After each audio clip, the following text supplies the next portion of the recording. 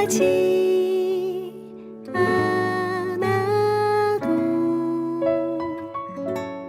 하나님은 늘 옳습니다.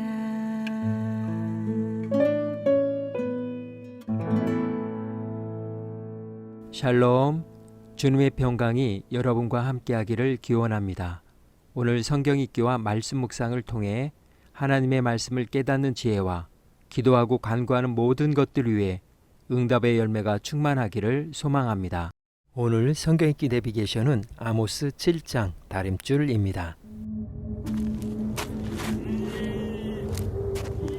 주 여호와께서 내게 보이신 것이 이러하니라. 왕이 풀을 벤 후 풀이 다시 움돋기 시작할 때에 주께서 메뚜기를 지으심에 메뚜기가 땅의 풀을 다 먹은지라. 내가 이르되 주 여호와여 청하건대 사하소서. 야곱이 미약하오니 어떻게 서리이까 하매 여호와께서 이에 대하여 뜻을 돌이키셨으므로 이것이 이루어지지 아니하리라. 여호와께서 말씀하셨느니라. 주 여호와께서 또 내게 보이신 것이 이러하니라.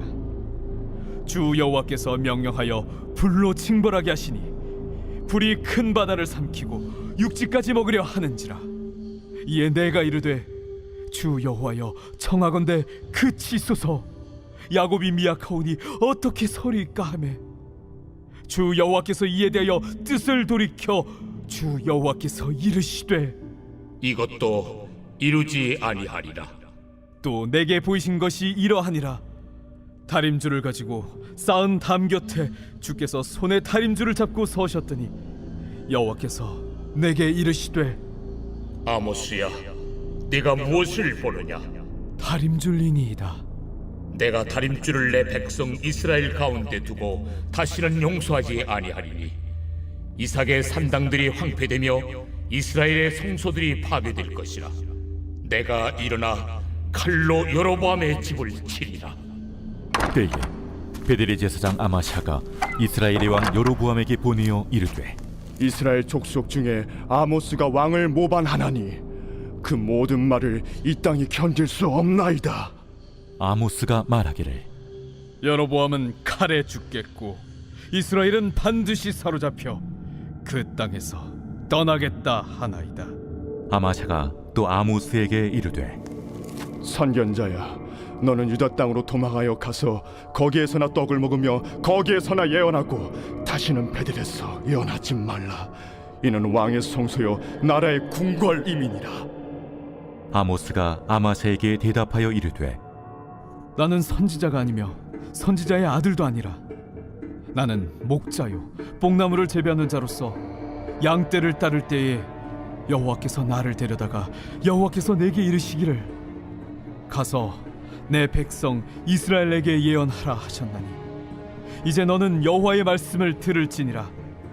내가 이르기를 이스라엘에 대하여 예언하지 말며 이삭의 집을 향하여 경고하지 말라 하므로 여호와께서 이와 같이 말씀하시기를 내 아내는 성읍 가운데서 창녀가 될 것이요 내 자녀들은 칼에 엎드려지며 내 땅은 측량하여 나누어질 것이며 너는 더러운 땅에서 죽을 것이요 이스라엘은 반드시 사로잡혀 그의 땅에서 떠나리라 하셨느니라.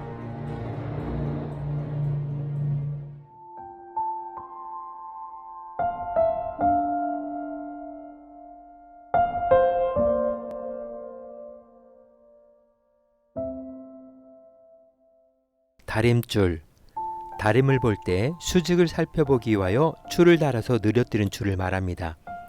벽을 쌓거나 건축할 때 수직을 맞추지 않으면 모든 것이 틀어지고 결국은 무너지고 맙니다. 그만큼 수평과 수직을 맞추는 레이아웃 작업은 매우 중요합니다. 요즘은 레이저 레벨기가 있기 때문에 각 레벨의 수치를 정확히 측정할 수 있어 실수와 오차를 줄여주어 노동력과 비용을 절약할 수 있고 안전한 시설을 세울 수 있게 되었습니다.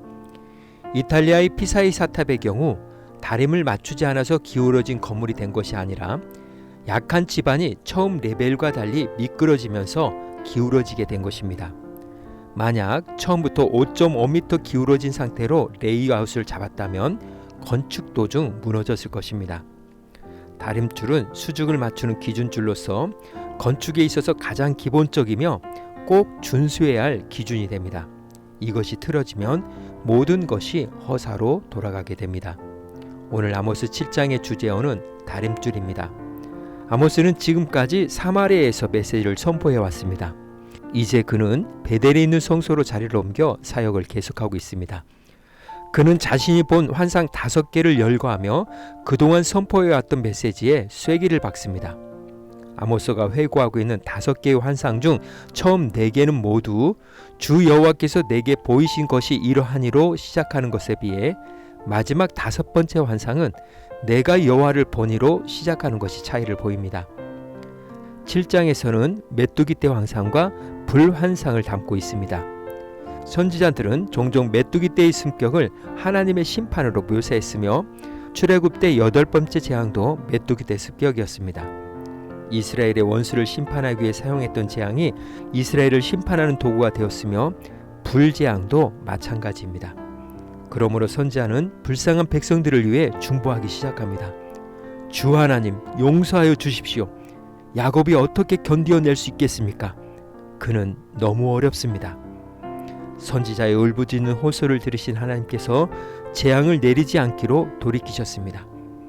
주께서 이에 대해 뜻을 돌이키셨다. 그리고 주께서 말씀하셨다. 이것이 이루어지지 않게 하겠다. 하나님과 선지자의 대화 중에서 중요한 것은 아모스는 저들을 용서하소서라고 간구했지만 하나님은 다만 이들이 일어나지 않을 것만을 말씀하십니다. 용서와 재앙을 거두는 일은 별개의 문제라는 것입니다. 하나님께서 심판들을 왜 철회하지 않으시는지를 설명하듯이 세 번째 다림줄 환상에서는 선지자가 탄원하는 모습이 전혀 없습니다.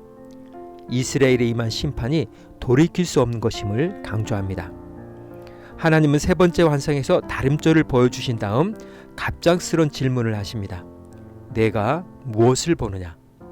선지자는 아무런 대답을 하지 못하고 그 물건이 무엇을 의미하는가에 대한 하나님의 해석을 기다립니다. 하나님은 이렇게 답변하십니다. 내가 이스라엘을 다시는 용서하지 않겠다. 하나님께서 다림줄로 벽의 올바름을 재듯이 이 백성의 의로움을 재시겠다는 것입니다. 다림줄은 건물을 세울 때 벽을 쌓으며 또한 벽이 잘 쌓여져 올라갔는지 여부를 확인하는 도구입니다. 만일 다림줄에 의해 부적합하다고 여겨지면 그 벽은 헐어야 합니다. 이런 시험에서 살아남을 자가 있을까요? 올바르지 못한 사람은 기울어진 벽을 무너뜨리듯이 가차없이 심판하실 것입니다.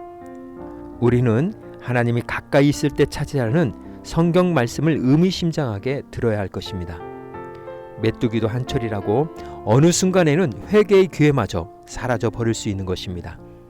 선지자는 넷째 환상을 이야기하기 전에 아마샤의 대결을 소개하면서 하나님께서 재앙을 철회하지 않으시는 이유를 설명합니다. 베델 성전을 관리하던 대제사장 아마샤가 아모스의 메시지를 듣고 선지자가 선포한 메시지의 진실 여부에 대해 하나님께 묻지 않고 세상의 왕에게, 그것도 부패와 오만의 상종으로 비난받고 있는 여로보암에게 아모스의 사역에 대해 비방하는 상소를 올립니다. 가짜 뉴스를 퍼뜨린 것입니다. 그는 아모스가 회개하면 소망이 있다는 메시지를 빼버리고 돈을 뜯어내기 위해 역모를 꾸미겠다고 간주했습니다. 또한 그는 아모스와의 갈등을 밥그릇 싸움 정도로 생각했습니다. 그래서 그는 아모스를 선지자를 칭할 때 사용하는 일상적인 히브리 호칭인 선지자로 부르지 않고 선견자로 부르며 경멸했습니다. 이 사건은 여호와께서 이스라엘을 향하여 계획하신 심판의 정당성을 확인해 줍니다. 아마샤의 발언은 단순히 그의 개인적인 입장을 표명하고 있는 것이 아니라 온 이스라엘을 대표하는 종교적, 정치적 지도층 인사들이 아모스 예언에 대해 어떤 입장을 취하고 있는지를 반영하고 있기 때문입니다. 지도자들이 참 선지자를 통해 선포된 하나님의 신탁에 귀를 기울이기 거부할 뿐만 아니라 더 나아가 말씀 선포를 방해하고 있으니 당시 종교가 얼마나 썩었는지 알 수 있습니다. 그러므로 이스라엘 종교의 주체이신 하나님의 심판이 이스라엘에게 임하는 것은 당연한 일입니다. 선지자는 그와 그의 집안의 4가지 재앙을, 그리고 이스라엘 전체의 1가지 재앙 등 총 5가지를 선언합니다. 첫째, 아마시아의 아내는 창녀가 될 것이다. 그녀가 창녀가 된다는 것은 마치 그녀가 도덕적 결함을 지닌 것을 전제하는 듯합니다. 둘째, 아마시아의 자식들은 칼에 맞아 죽을 것이다. 고대 근동 사람들의 전쟁 기록을 보면 어린아이들은 대부분 죽였습니다. 셋째, 아마시아의 땅들은 모두 다 남들에게 나눌 것이다. 제사장들은 땅을 기업으로 받지 않은 레위 사람들이었기 때문에 아마시아의 땅이 나눌 것이라는 것은 참으로 기가 막힌 일입니다. 넷째, 아마시아는 더러운 땅에서 죽을 것이다. 그가 인질 혹은 전쟁 포로가 되어 타국으로 끌려갈 것을 뜻합니다. 다섯째, 온 이스라엘은 타국으로 귀양살이를 갈 것이다. 그들은 포로가 되어 타국으로 끌려갈 것이라는 사실은 아모스의 핵심 메시지로서 선지자는 이스라엘이 아시리아의 손에 망할 것을 전제합니다. 모두 이미 모세가 오래전에 경고한 언약적 저주의 실현일 뿐입니다. 그러므로 이 심판 말씀은 아마시아의 비난에 화가 난 아모스가 순간적으로 내뱉은 말이 아니라 이미 이스라엘 사회에서 언약을 위반하는 사람들에게 선포되곤 하던 말씀입니다.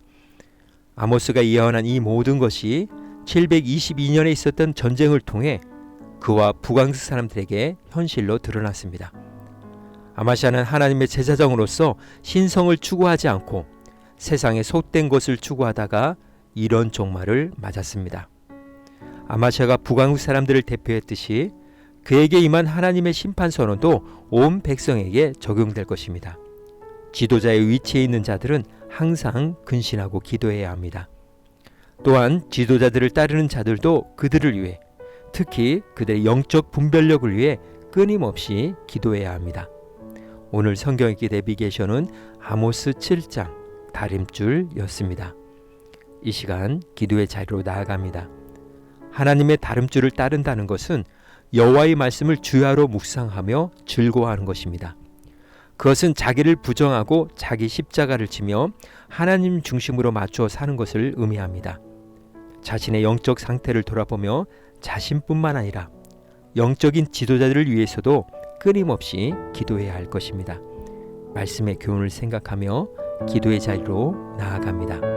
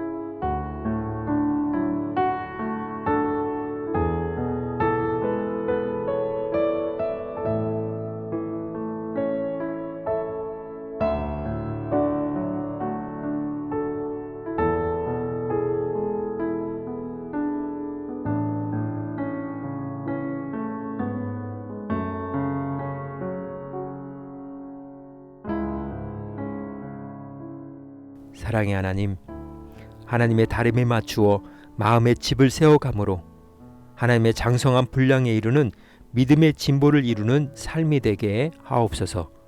오늘은 이렇게 결단하며 나아갑니다. 하나님의 시선에 레벨을 맞춰라. 예수님의 이름으로 기도합니다. 아멘. 이제 음악이 마칠 때까지 자유롭게 기도합니다. 하나님께서 우리의 기도에 귀 기울여 주십니다.